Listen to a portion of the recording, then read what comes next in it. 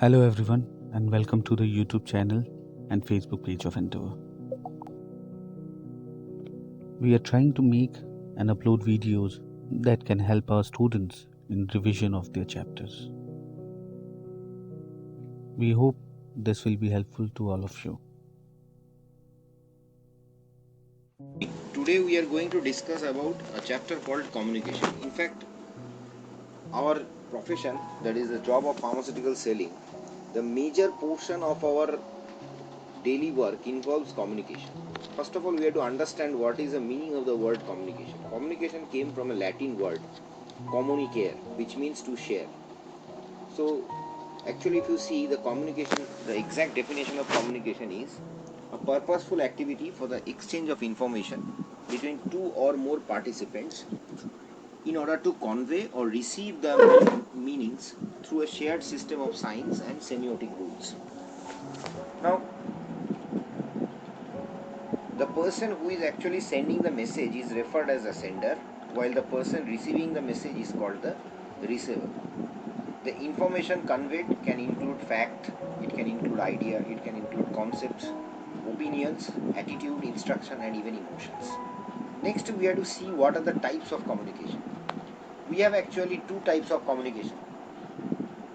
One is called verbal communication, another is called non-verbal communication. First of all, we have to understand what is verbal communication. Verbal communication means it is a type of communication which is transmitted verbally. The communication is done by word of mouth or a piece of writing. The objective of this communication is to make the people understand that what we are actually trying to convey. Verbal communication can be further divided into two parts. One is called oral communication, another is called written communication. Oral communication means spoken words which are used. In oral communication, it can be made better by your pitch, by your volume of speaking ability, your speed and the clarity of speaking, also the fluency. It involves a telephonic conversation, it involves a conversation in a radio, video, even television, or even face-to-face conversation. There is an advantage of this oral communication. The advantage of oral communication is that we can get a quick feedback. You don't have to wait for the feedback. And the second advantage is that face-to-face conversation, when you do in oral communication, you can see whether the people to whom you are talking, whether he is listening or not. At the same time, there are certain disadvantages of oral communication also. The biggest disadvantages of oral communication is that you are unable to deeply think about what you are delivering. So majority of the time of the oral communication, you cannot get back the words or you cannot edit the words which you have already spoken. Then the next part of verbal communication is written communication. In the written communication, it can be done either by signs or symbols or even by a written message. It is also the common form of communication used in the business, so sometimes it is also called business communication. Reports, bulletins, job descriptions, employee manuals, electronic mail, all type of written communications are used for internal communication. The advantage of written communication is that it can be revised and edited before it is actually sent. Secondly, a written message enables the receiver to fully understand it and send appropriate feedback, and time to time he can see that and make the understanding much better. The disadvantage of written communication is that it does not bring instant feedback. So you have to write something and you have to wait for the reply. Secondly, it takes more time in composing a written message as compared to word of mouth, or number of people struggle for writing ability. Then the next part is non-verbal communication. You will be surprised to know that in a daily life, our majority of the communications are non-verbal communication. Non-verbal communication means the wordless messages. It can be through body gesture, it can be through body language, it can be through your posture, the tone of voice, facial expression, signs. And non-verbal communication have the following elements like appearance. In fact, your clothes also communicate non-verbally. Hairstyle also communicates non-verbally. Neatness also communicates non-verbally. Cosmetics, body spray also communicates non-verbally. The surroundings, the room size, the lighting, the decoration, furnishing of the hall also communicates. Second is body language, facial expressions, your gestures, your postures also communicate non-verbally. Sounds, voice tone, your voice volume, speech rate, everything also gives ornament to the non-verbal communication. Gentlemen, you all have to understand that non-verbal communication is most important, because in a day we communicate maximum non-verbally, and you have to understand what is the meaning of the non-verbal communication. When you meet a doctor, you are going to detail or you are going to communicate something. Majority of the time, the doctors are not going to reply. They will give the feedback in the form of non-verbal communication, through signs, through signals, through body gestures. So you have to decode that. Then communication can also be based on the purpose and style. You can divide it into two types. One is called formal communication, another is called informal communication. Formal communication occurs in formal style or in official style, generally in the corporate meeting, conferences, and professional trainings, etc. In the formal communication, use of slang and foul language is totally avoided. Correct pronunciation is very much demanded. In informal communication, it's just a casual talk. It can be done with your friends, your family members. It happens among your siblings also. In informal communication, use of slang words, foul language is not restricted. But what you have to understand is that where the formal communication is required, you cannot talk informally. Similarly, where informal communication is required, you cannot talk formally. Or if you talk formally, then there will be a chance of miscommunication in majority of the times. Business communication. As I discussed you that written communications are sometimes it is business communication. The importance of business communication is that you can exchange information, you can exchange options, you can make plan, projects, you can execute decisions, you can conduct sales. And business communications can be divided into two parts. One is internal communication, another is external communication. Internal communication means communication within an organization. So if you are communicating from one department to another department, to you to your boss, this is called internal communication in an organization. Similarly, internal communication can be divided also into three parts: upward, downward, and horizontal. Upward communication means it is a flow of communication from subordinate to superior. Downward communication means from the top of the organizational management to the subordinates. And both upward and downward communications are collectively called as vertical communication. And what is external communication? External communication is nothing but the communication with people outside the company. Supervisor communicate with the sources. Even talking with the manufacturers, distributors, all are called external communication. It helps in public credibility, operational efficiency, overall performance, public goodwill improves, organization goals, customer satisfaction, sales volume, everything. It improves if your external communication is good. Now we have to see that how a communication is formed. We call it the components of communication. There are 6 components of communications are there. It starts from context, then sender or encoder, third is message, 4 is medium, 5 is receiver or decoder, 6 is feedback. Number 1 is context. So every communication, whether it is oral, written, it should begin with a context. Without context, a communication cannot form.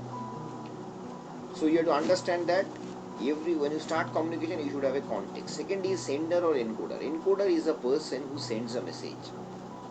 An encoder uses a combination of words, graphs, symbols, pictures, so that the receiver can understand. Third is a message. Message is the information that is exchanged between the sender and the receiver. The central idea of the message must be very, very clear. Fourth is medium. Medium is the channel through which the encoder will communicate his message to the receiver. This medium may be a person as postman. The choice of medium depends on the nature of your message. In fact, the oral medium is to convey your message. There can be electronic medium, telephonic medium. Next is receiver or decoder. The person whom the message is sent is called receiver or decoder. Receiver may be a listener or a reader. Receiver is a person who interprets a message. So the decoding of the message depends upon the receiver's perceptions or its ability to understand the message clearly. Last is feedback. Response or reaction of the receiver to a message is called feedback. So feedback is the most important communication in business. If there is no feedback, we can conclude that the communication is incomplete. So you have to understand that unless and until there is a feedback comes, whether it is verbal or non-verbal, the communication is incomplete. Now we have to go to the one of the most important thing, that is how to make our communication much better. See, in the management they say that 7C of effective business communication. For any communication in business, in order to be effective, it must have 7 qualities. These 7 attributes are called 7C of effective business communication. Since all the word starts with C. Number 1 is correctness, number 2 is clarity, number 3 is conciseness, number 4 is completeness, number 5 is consideration, number 6 is concreteness, and number 7 is courtesy. Now what is number 1? That is correctness. The encoder or the sender should know the status, knowledge and educational background and authenticity of the message which he is going to share. If the message is not correct, the decoder or the receiver will not take the message seriously. So use the right level of language, use the correct grammar, spelling and punctuation. Correctness is in message helps in building confidence. Second is clarity. Clarity, when there is a clarity in presenting any idea, it is easy for the receiver to grasp the meaning conveyed by the sender. So clarity makes the communication very easier. Third is conciseness. A concise or short message saves times and makes the message effective. They say that if it is brief, it is effective. So conciseness saves the time, makes the subject understandable and very effective. Completeness means the message must bear all the informations to bring the response you desire. If the message is incomplete, you cannot expect a response. So completeness brings a desired response. Consideration demands to put oneself in the place of receiver. A person who is communicating, he should also understand the audience whom he is communicating. He should understand, he should consider the quality, the understanding ability of the audience. Consideration means understanding the human nature. Concreteness, very specific, of very what you can say, full of conviction, gives the communication a lot of confidence to the audience or to the receivers. Courtesy. Courtesy means not only thinking about the receiver but also value his feelings. So much can be achieved by using polite words, body gestures, even being appreciative, thoughtful, tactful, namaste and all these things. So courtesy strengthens the relations. So we have understood that what are the 7 C's, how it is important to decorate your communication and make the communication much more effective. My sincere request is, when you go to the field, please remember that first of all you should know how to communicate. Second is, communication is such a thing, with more practice it will improve. Thirdly, one of the most important quality of a good communicator is that he should be a listener. If you do not able to listen properly, you cannot be a good communicator. So your listening ability is much more important than your speaking ability. And the benefit of effective communication in your workplace will help you to improve your morale, your confidence will increase, you will develop good relation with the customer, you will have an ability to solve the problem. Only you can solve the problem when you have a good listening power. You can have a better ability to interact, and you can increase the efficiency of your efficiency, as well as the employers encourage better communication at the workplace, which will help to improve your efficiency. At the same time, the communication will become mesmerizing to the receivers and they will like it. So my request is, please work on this area of communication. Thank you.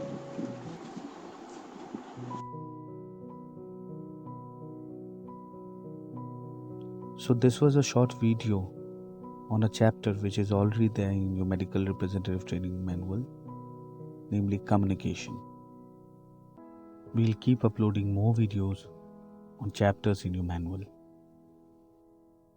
For listeners who are not our students and are looking to start a career as a medical representative and pharma professional, you may wish to get in touch with us in any of the numbers displayed on the screen. Thank you for staying connected.